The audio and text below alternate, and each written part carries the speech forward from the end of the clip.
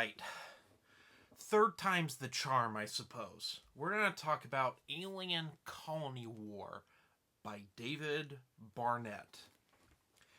This is a novel that ties in with Free League's Alien RPG. So this is a novelization of a scenario. And the scenario is this. A freighter crashes on a colony, French colony called LV 187. And it's carrying ovomorphs, which are, of course, the eggs with the face huggers, and a xeno outbreak happens.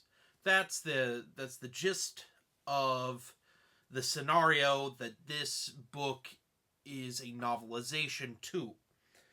David Barnett, though, decided that this was a politics book.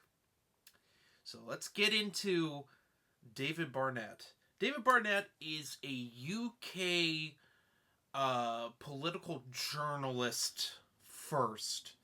He has, I guess, written fiction before. I've never read it, much like a lot of these alien authors. I'm not familiar with a lot of them. But he is clearly not a science fiction author, and it shows in this. In probably the worst ways possible. So, what is this book about? Well, it's about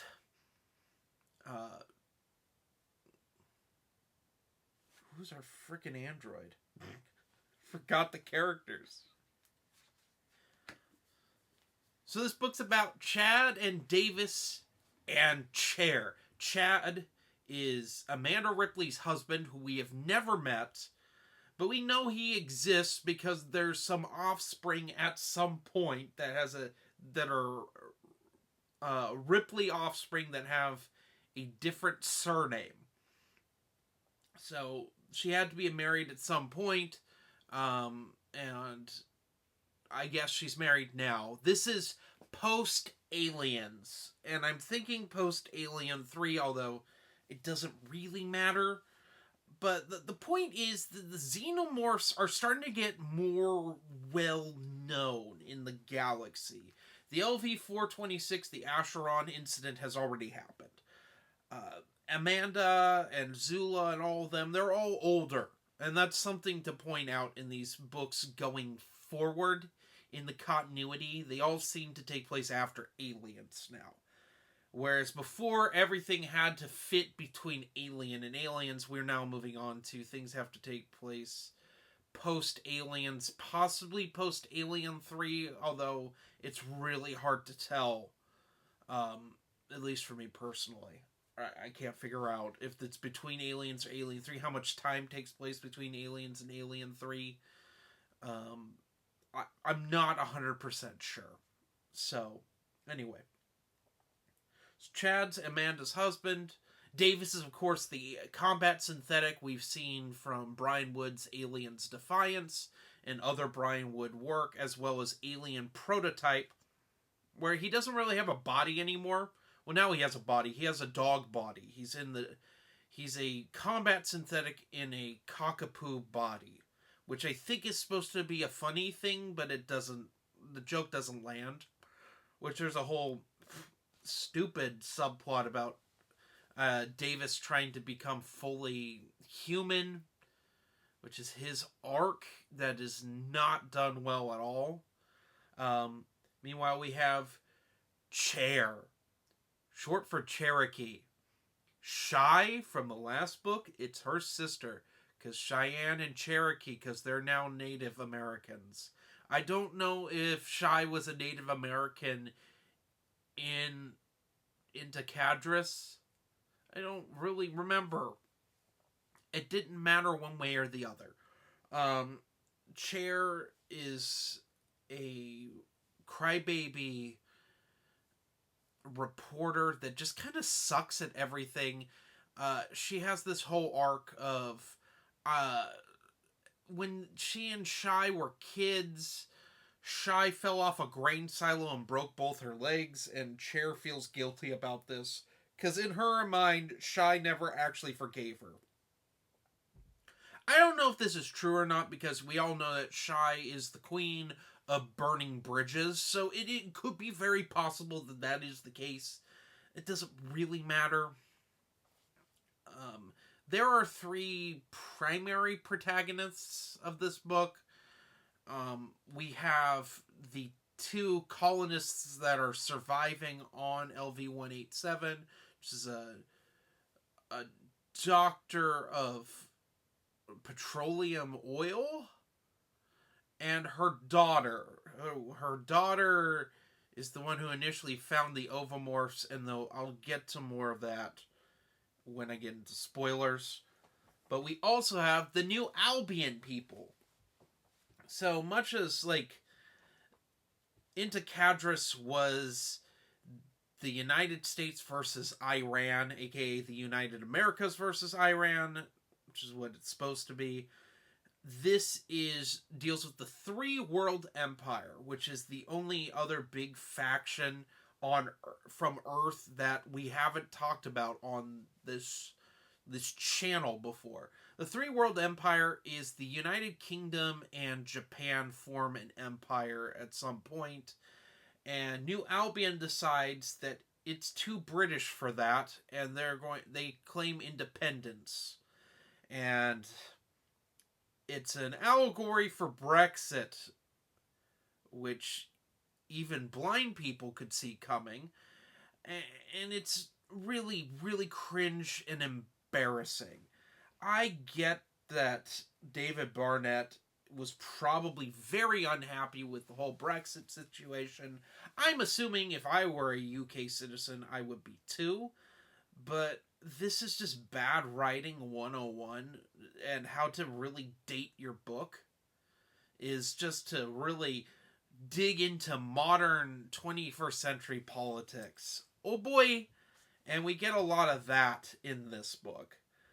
And anyway, there's a group of New Albion people that they take a ship out to LV-187, and they claim the colony in the name of New Albion, aka the New British Empire, whatever. And I won't even name their names. They're not worth talking about. They're very one-dimensional, awful characters that are just blatant xenomorph chow. One of them is particularly assaulty, if you know what I mean, and tries to assault our lovely scientist lady, only to get taken by the xenomorphs.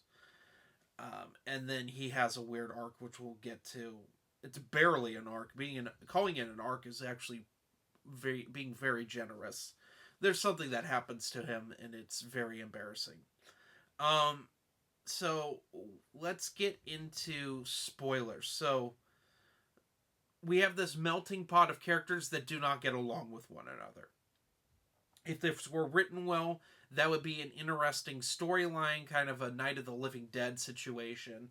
And, I'm all for that. People are individuals, and they're not going to get along. But the thing is, everyone is unlikable. Even Davis is rather unlikable, and he's a character I like typically. He's not written well at all. So his big thing is that he is, quote-unquote, sacrificed himself so many times, and it's never been selfless. So he needs to have like a selfless sacrifice in order to fully understand being human.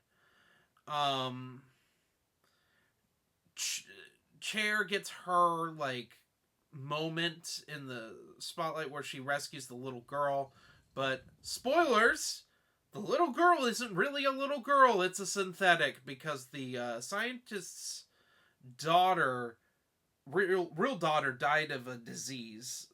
It doesn't even matter what the disease is. I can't remember, and I don't care enough to look it up. But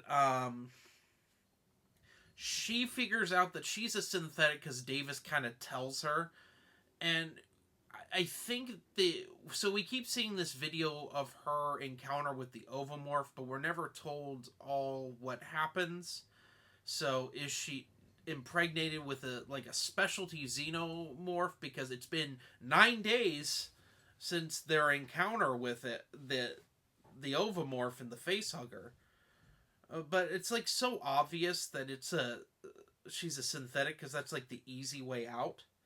The other big spoiler, and if you read Into Cadris, which you should read before reading this, because there's a lot of references to Into Cadris, you remember that halfway through we find out that the Colonial Marines are actually the villainous bad guys that are Christian zealots.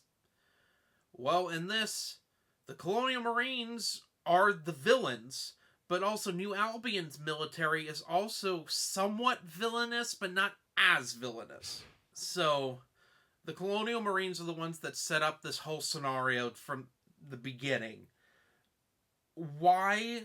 I don't really know, other than they're now the bad guys and they just want to use the Xenos as bioweapons. The New Albion military, their leader is a Christian zealot, just like our main antagonist of the last book, Into Cadris, was. And I hate it. This book is so bad and so lazy. It just rips things off of Into Cadris.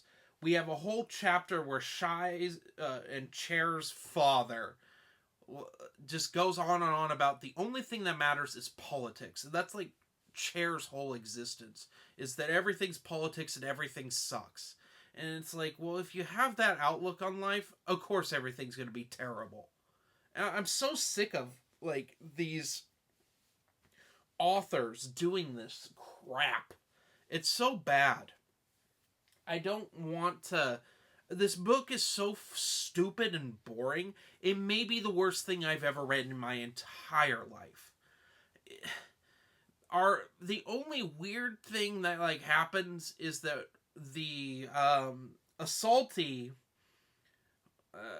New Albion guy, he gets impregnated with Chestburster, and he sings "God Save the Queen," and the Queen Xenomorph, she lets him free out of his cocoon to reap havoc on the other survivors, but he really doesn't do anything except for die. That's it. It doesn't really do anything. It was a waste of a scene. And then we get to what I thought was the most insulting part of this book, specifically to Brian Wood, but like to pretty much anyone that's a Davis Zula fan. So there's no Zula in this book. No one knows where Zula is. So we just have Davis. And Davis basically... he dies in this book. And he dies in a really stupid way. So he's in this cockapoo body.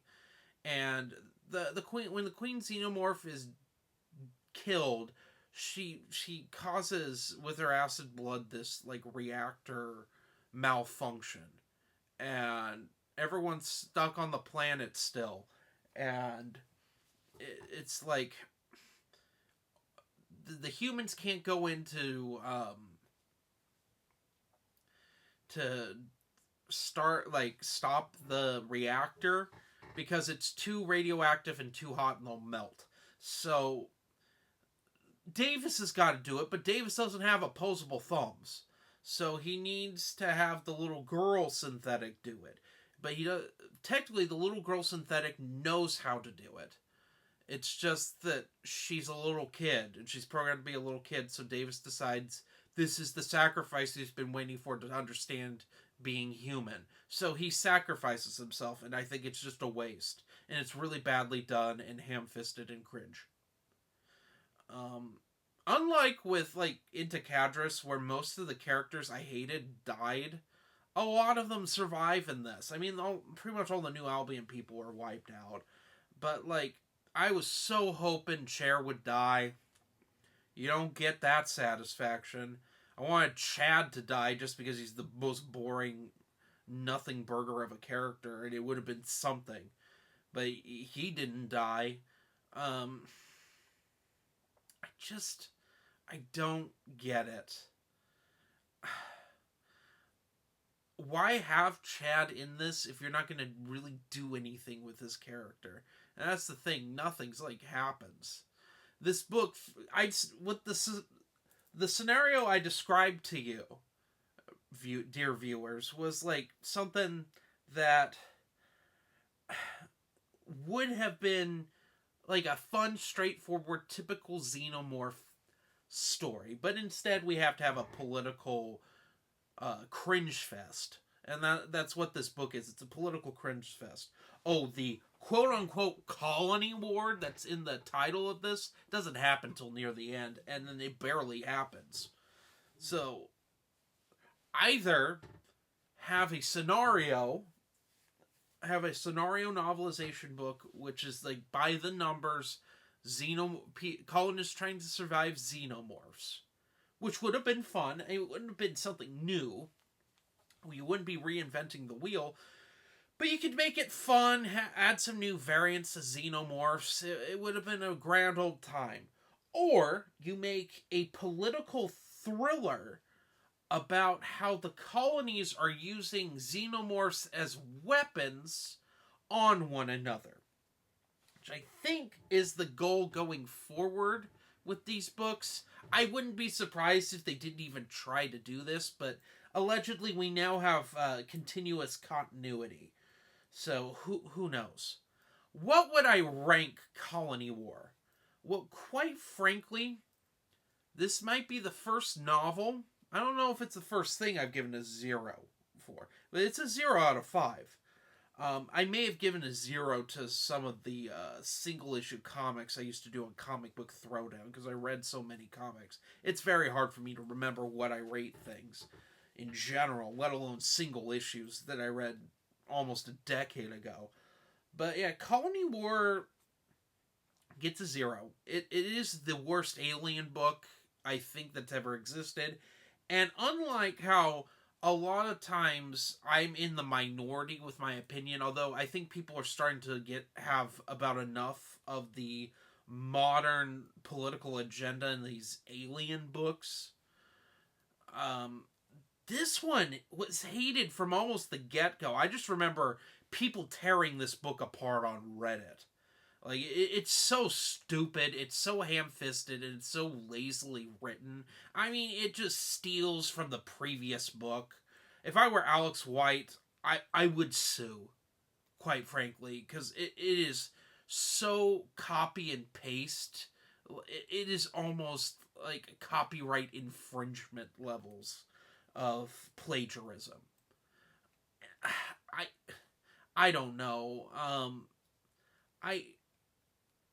With these alien books, especially the new Titan Books ones that have been going on since like 2013, most of them I wouldn't read again. This one, I don't think I want it on my shelf, let alone read it again. And I should talk about how I got this book, because it's kind of funny. So this came from The Geeks Attic. The Geeks Attic got sent a review copy of this. I think he read part of it, didn't like it, and sent it to me. So, thank you once again for sending me garbage, Matthew. It's just like when you sent me Queen's Shadow. So, anyway, have a nice day.